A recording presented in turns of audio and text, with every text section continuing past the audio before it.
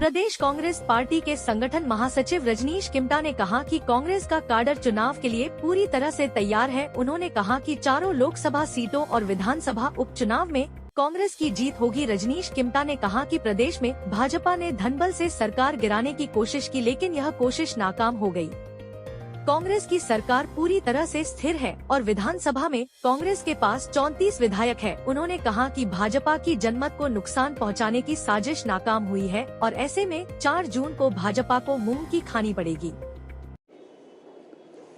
राजनीति से जनमत हासिल करना चाह रही है, उसमें इन चुनावों में हिमाचल की जनता उनको करारा जवाब देगी।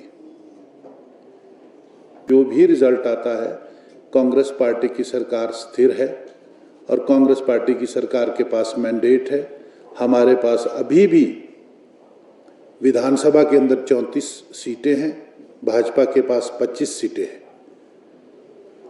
और लोकसभा की सीटों की विजय के बाद, विधानसभा की सीटों की विजय के बाद ये जरूर है कि हम और स्ट्रांग होंगे, परंतु भाजपा जिस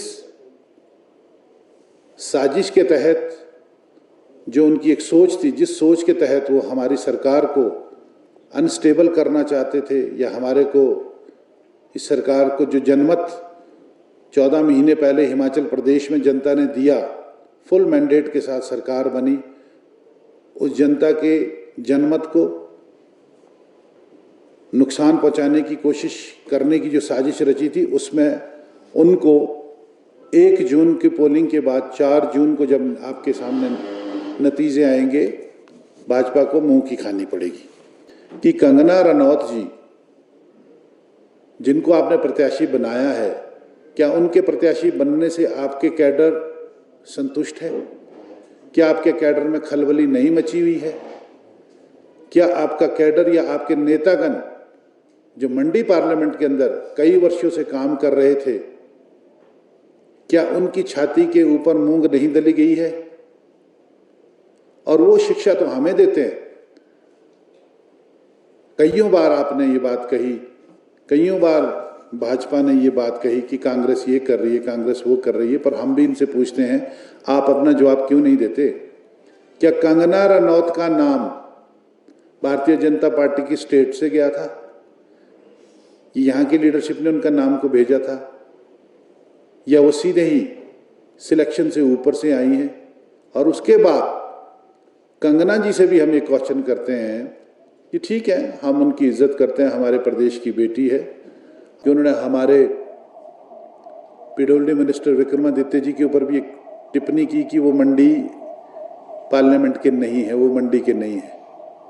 तो अब मुझे हैरानी की बात हो रही है कि जिसको भारतीय जनता पार्टी ने लोकसभा का कैंडिडेट बनाया है मंडी पार्लियामेंट से, she is fighting the election of member of parliament, उनको ये अंदाजा नहीं है कि मंडी पार्लियामेंट में कितने विधानसभा क्षेत्र आते हैं और किस विधानसभा क्षेत्र में विक्रमादित्य जी का घर है, या उनको इस बात का अंदाजा नहीं है कि विक्रमादित्य जी के पिताजी स्वर्गीय राजा वीरभद्र सिंह जी 1971 में पहली बार मंडी से लोकसभा के सदस्य बने और 4 मर्तबा वो सदस्य रहे मंडी पार्लियामेंट से, और 3 दफ़ा उनकी माताजी श्रीमती प्रतिभा सिंह जी सदस्य रही।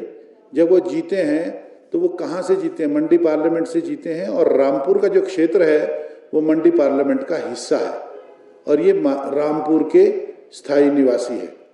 अभी उनको तो ये भी समझ नहीं है कि इस पार्लियामेंट में कितने जिले हैं, कितनी कॉन्स्टिट्यूंसियां, कौन आदमी कहाँ से लड़ रहा है।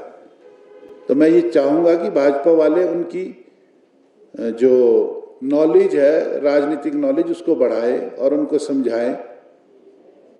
शिमला से कैमरामैन युगमार्ग टीवी।